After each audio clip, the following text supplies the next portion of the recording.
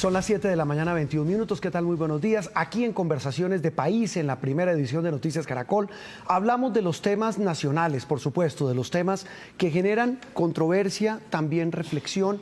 Y por supuesto hablamos con los protagonistas para que nos ayuden a entender esta tan compleja situación que vive el país en todos los órdenes, en materia política, en materia económica. Lo veíamos con el rector de la Universidad del Rosario, las expectativas de la gente por crear empresa, pero también los hechos que tienen que ver con el orden público, con la tolerancia, con la polarización. Hemos invitado hoy aquí al estudio de Noticias Caracol a Monseñor Luis José Rueda. Él es el arzobispo de Bogotá y es el primado de Colombia y también es el presidente de la Conferencia Episcopal. Monseñor, de verdad un gusto que esté con nosotros aquí en el estudio de Noticias Caracol. Juan Roberto, muchas gracias y es una alegría estar aquí en el estudio de Caracol Televisión y en las casas de los colombianos a esta hora de la mañana. Que es lo más importante, sí señor. Monseñor, usted ayer hablaba con nuestra compañera Rocío Franco de una propuesta que hace el episcopado para convocar, me corrige usted, el Día Nacional de la Reconciliación. ¿En qué consiste el llamado? Es correcto, el Día Nacional de la Reconciliación, que lo venimos celebrando desde el año 2017, el 3 de mayo de cada año, por ser el día de la exaltación de la Santa Cruz. Y la Santa Cruz es el lugar donde Cristo Jesús vivió la entrega amorosa por la humanidad, para reconciliarnos con el Padre, para sacarnos de la esclavitud del pecado y de la agresividad entre nosotros. Es el signo del amor, tanto que Jesús dice a Nicodemo en Juan capítulo 3, le dice: tanto amó Dios al mundo que entregó a su Hijo para que el mundo se salve, para que nadie se condene. Por lo tanto, el Día Nacional de la Reconciliación es una oportunidad para que nosotros vivamos el ambiente de reconciliación, para que no demos un paso atrás. El Papa nos decía en Villavicencio, en el encuentro de víctimas y victimarios, sí, Colombia, déjate reconciliar. Y ahí viene un tema fundamental. Hablaban ustedes, Monseñor, de los signos de la reconciliación. ¿En qué consisten esos signos? Hay varios signos de reconciliación que nosotros debemos trabajar. Primero, que las relaciones entre nosotros no caigan en ese ambiente de deshumanización, de intolerancia, de agresividad, de polarización tóxica. Es necesario que nosotros amemos a Colombia con la realidad que tenemos, que no le tengamos miedo al momento que estamos viviendo, que amemos la realidad para que la podamos servir y transformar. Me da pena, Monseñor, ¿le puedo invocar una frase de mi abuelita? Mi abuela decía muy sabiamente que en Colombia somos con el rosario en la mano y el diablo en la faldiquera. Rezamos mucho, pero no somos coherentes. Aquí la gente va a misa, la gente ora. Es un país predominantemente católico, hay otras religiones. Aquí la gente ora, pero sale y se mata por una camiseta de un equipo de fútbol.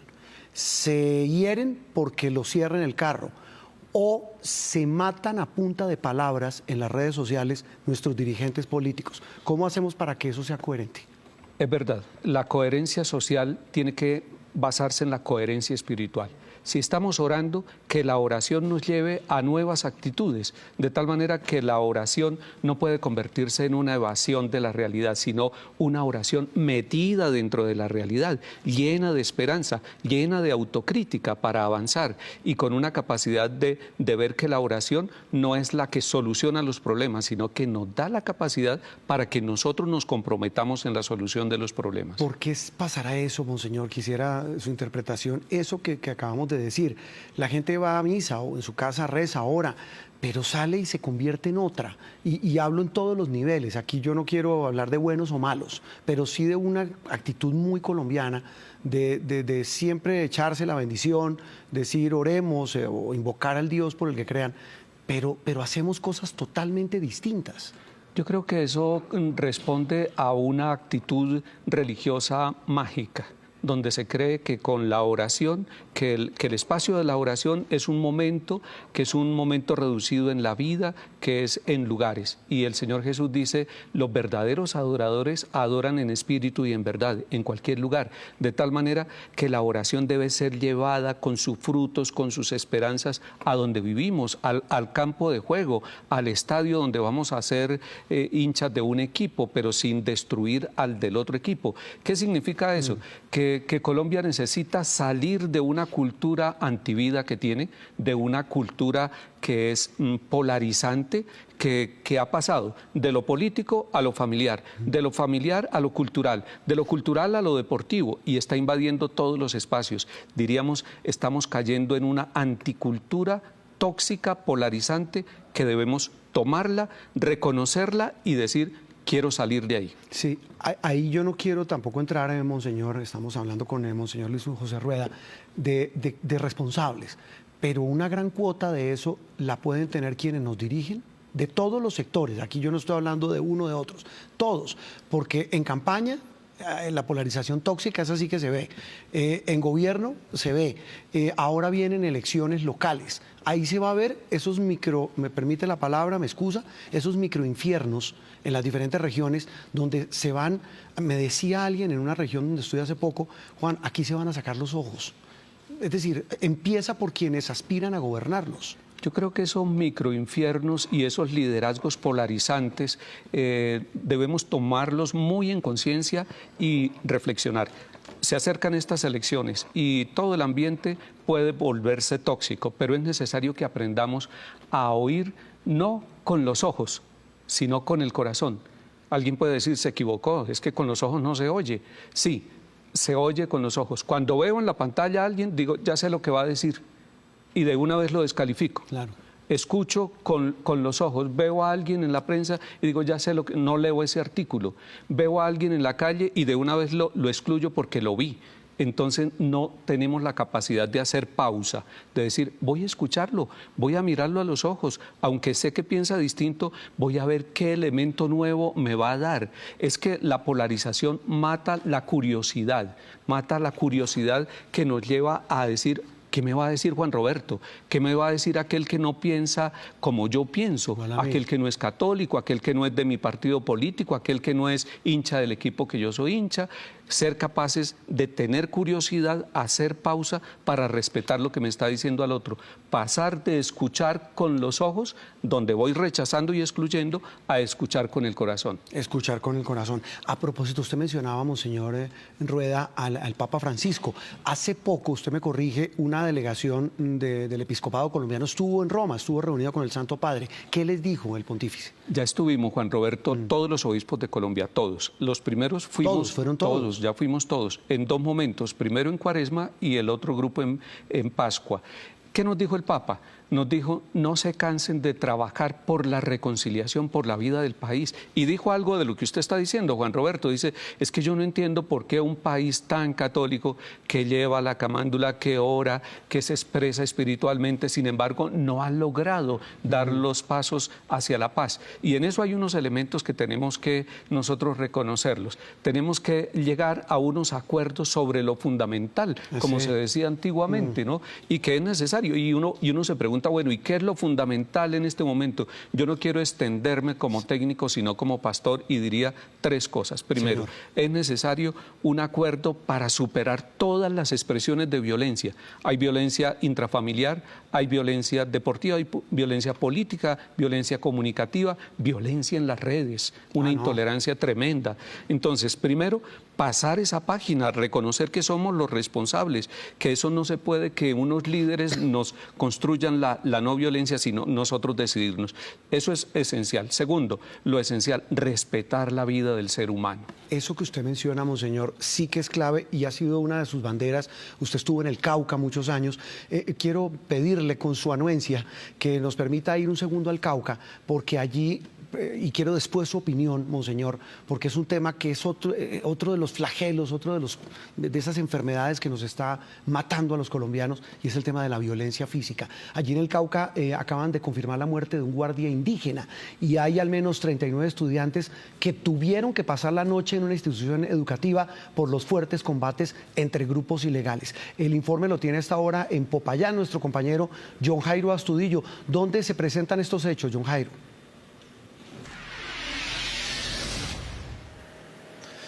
Así es, pues es delicada la situación de orden público en esta zona del suroccidente del país. En las últimas horas se han registrado fuertes enfrentamientos entre las disidencias de las FARC y el ELN en zona limítrofe entre el municipio de Caldono y Jambaló, esto en el oriente del departamento del Cauca. Aquí las autoridades han confirmado que por lo menos 39 estudiantes tuvieron que pasar la noche en una institución educativa tras estos fuertes combates que se desencadenaron desde el día de ayer, situación que ha generado temor y zozobra. En medio de estos hechos violentos también un guardia indígena resultó gravemente herido en medio de estas confrontaciones, tratando de ayudar a la comunidad que quedó en medio del fuego cruzado. No pudo ser sacado a un centro asistencial e infortunadamente murió en esta zona. A esta hora pues están intentando llegar organismos defensores de los derechos humanos, pero ha sido imposible ya que hay amenazas. Se ha informado extraoficialmente que hay algunas minas que fueron plantadas en la zona rural de esta municipalidad, situación por la cual no ha sido llegada. Es un rechazo total por parte de las organizaciones defensoras de los derechos humanos, quienes han hecho un llamado para que dejen por fuera el conflicto armado a los menores de edad y también a toda la población civil. John Jairo, gracias. 7 de la mañana, 31 minutos. Monseñor, usted estuvo en Cauca, usted fue un abanderado de los procesos de reconciliación en una zona muy difícil, y ese tema de la reconciliación para evitar la muerte, ese sí que es fundamental. Sí, porque la vida está subvalorada. Y lamento mucho lo que está pasando en Jambaló y en esta zona del Cauca, y aspiro y pido al Señor que con esperanza podamos reconstruir el Cauca, reconstruir todas las regiones del país. Necesitamos territorios donde se respeta la vida. Y es que la vida está amenazada directamente de estas maneras, con estas intolerancias donde todo se soluciona con un arma y con eliminar al otro, porque creemos que el otro es enemigo y que si gana yo pierdo, y que entonces de lo que se trata es de una capacidad de sobrevivencia falsa, y es la sobrevivencia de yo sobrevivo eliminando al otro.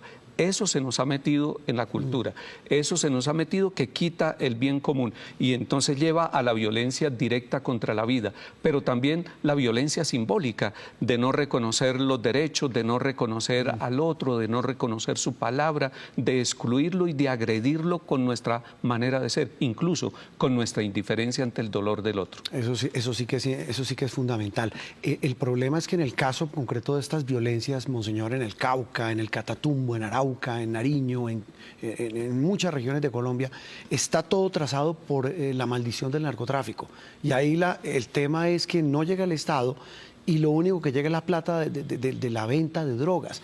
Es un círculo vicioso. Permítame que vuelva al punto de lo fundamental, sí. Los acuerdos sobre lo fundamental, porque usted está tocando el tema del narcotráfico. El primer acuerdo sobre lo fundamental es que todos nos dispongamos a trabajar decididamente por la vida del ser humano.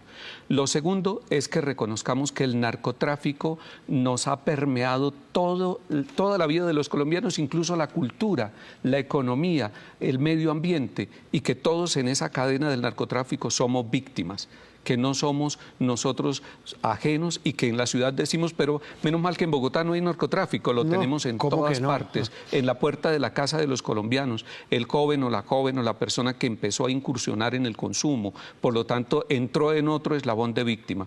Y el tercer acuerdo sobre lo fundamental es que es necesaria una economía para el servicio de la vida, para el servicio de la paz, para el servicio de los territorios de vida, donde cada territorio del país, el Cauca que estamos viendo, tiene una vocación, redescubrir esa vocación, por ejemplo, la vocación agrícola del Cauca, y ser capaces de potenciarla con recursos que vayan al servicio del crecimiento y desarrollo social de estas regiones. 7:34 minutos. Rocío Franco, nuestra compañera de Noticias Caracol, experta, cubre el tema de la iglesia, le tiene también pregunta, Monseñor. Adelante, Rocío.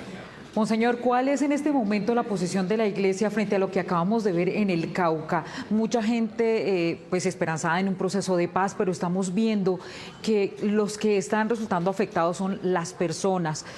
Se habla de voluntad, de cese al fuego, de una mano tendida, pero esto es lo que hay. ¿Cuál es la posición de la iglesia que está participando también en este proceso? ¿Qué decirle a la gente? ¿Qué decirle al gobierno? Aquí falta control, aquí falta... ¿Qué es lo que falta? Rocío, cordial saludo. Me alegra en esta mañana poder interactuar también con usted y le agradezco esa pregunta porque es necesario que nosotros no le botemos el balón a los demás diciendo usted tiene que hacer esto o tiene que hacer ello y lo que falta es esto. Lo que falta es nuestra presencia, no, lo que falta es nuestra conciencia, lo que falta es nuestra misión decidida por la vida. No solamente rechazar verbalmente, sino rechazar en actitudes y asumir actitudes nuevas donde los colombianos podamos convivir, donde los colombianos podamos trabajar. Es necesario llegar a la coherencia social, es necesario tener la creatividad. Mire que la violencia y estas formas de intolerancia nos llevan a perder la creatividad social. Ya como que uno termina diciendo desesperanzadamente, no hay nada que hacer, nos resignamos. Lo peor que nos pudiera pasar a nosotros es resignarnos a la violencia, resignarnos al narcotráfico y decir que no tenemos nada. Hoy le pido al Señor que nos dé creatividad, es decir, que seamos capaces de crear con nuestras manos, con nuestra inteligencia, caminos y situaciones sociales nuevas de vida y de paz. Monseñor, uno reconoce y entiende la importancia de la labor pastoral de la Iglesia y en muchas regiones es fundamental. Uno entiende y ve la cantidad de gente que acude a los templos a rezar, a los templos católicos en Colombia. ¿Qué eco tienen estas palabras entre quienes nos gobiernan a nivel local, a nivel departamental, a nivel nacional, los que hacen parte del Congreso? ¿Qué interlocución tiene la Iglesia frente a estas personas que nos dirigen? Porque al final de cuentas, quienes dirigen son los que ponen la hoja de ruta. Y repito, reitero, no estoy hablando solamente del presidente, estoy hablando de los alcaldes, gobernadores, los congresistas. Es decir, ¿hay interlocución con ellos? Hay interlocución con los tres poderes del Estado en todos los niveles, nacional, departamental y local.